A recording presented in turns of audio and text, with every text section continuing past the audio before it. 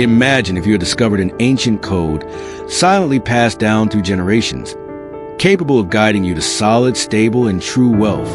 And what if I told you that this code exists, has been practiced for centuries in China, and most people in the West have never heard of it? This video is about a powerful, simple, and completely transformative concept.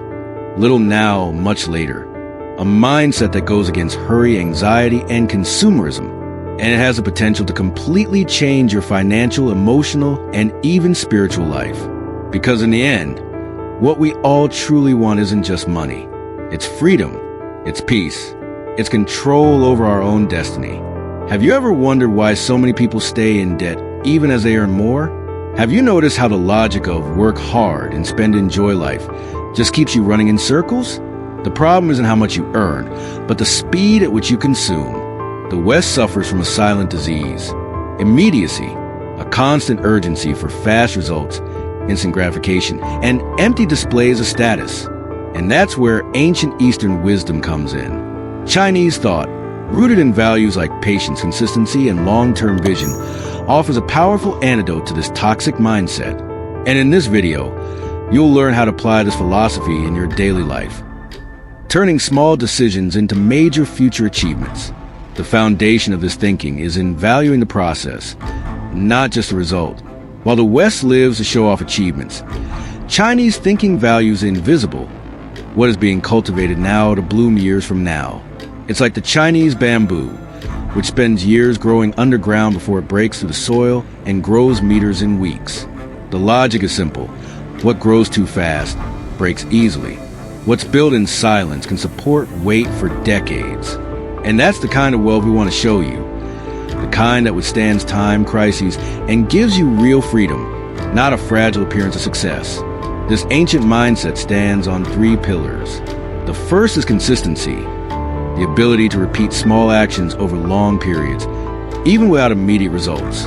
In the West, we value enthusiasm and impulse. But in Chinese philosophy, what matters is habit repetition, saving 5% every month, avoiding unnecessary expenses, investing even small amounts. Small actions that, compounded over years, build silent fortunes.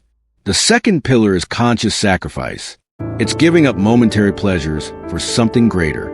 It's not about living in scarcity, but with strategy.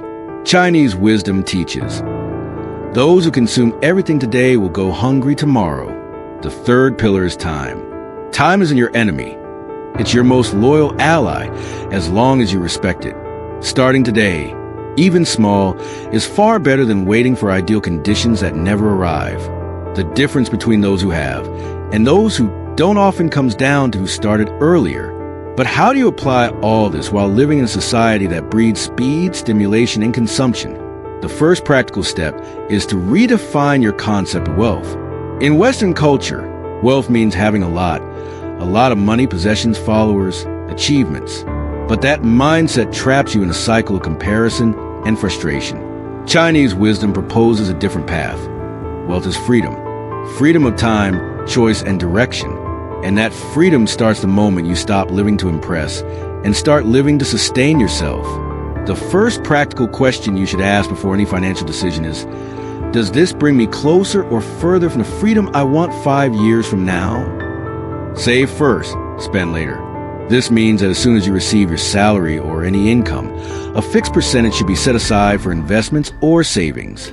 And we're not talking about leftovers. We're talking about priority. Think of it this way. When you plant, you don't wait to see if there's room left in the soil. You choose the best plot, the prime space. It's the same with money. Setting aside what will bear fruit in the future must come before spending on what gives pleasure now. Another practical strategy is living below your financial means. This goes against everything Western marketing teaches you. But that's exactly where the secret lies. Living below what you can afford is not a sign of failure. It's a sign of control, intelligence, and vision. Most people raise their lifestyle every time their income increases. That's a trap. The ideal is to keep your lifestyle as stable as possible, even with income increases, and direct the surplus to investments, education, and asset growth. In China, this practice is called building the foundation before the house. It's also essential to invest in continuous education. The little now, much later, philosophy deeply values learning. Not just academic learning, but practical, emotional, and strategic education. In the West, many people stop learning after school or college. But in the East, there's a culture of lifelong growth. Every book read, every course completed, every skill developed is seen as an asset, an investment that pays off over time. So, reserve a monthly amount, even if small, to invest in knowledge. A powerful and simple tip is the 7-day rule. Whenever you feel the urge to buy something non-essential, wait 7 days. During that time, ask yourself, do I really need this? Is it valuable or just a passing desire? Will it bring me freedom or tie me down? This simple habit drastically reduces impulsive spending, one of the biggest enemies of wealth building. And finally, build a long-term reserve with a strategic vision. We're not just talking about an emergency fund. We're talking about a freedom fund, a fund that slowly grows over the years and that one day allows you to say no to your boss, change careers, take a sabbatical year, or simply live life at your own pace. That's called real independence. And it doesn't happen overnight. It's cultivated with patience, with method, with the courage to think differently from the crowd. Even with good intentions, it's easy to fall into subtle traps. The first mistake is underestimating small expenses. They don't alarm you individually, but silently drain your finances over time. The second mistake is focusing only on saving instead of growing. Cutting expenses is a start, but building wealth requires accumulation and multiplication. The third mistake is seeing the journey as punishment instead of preparation.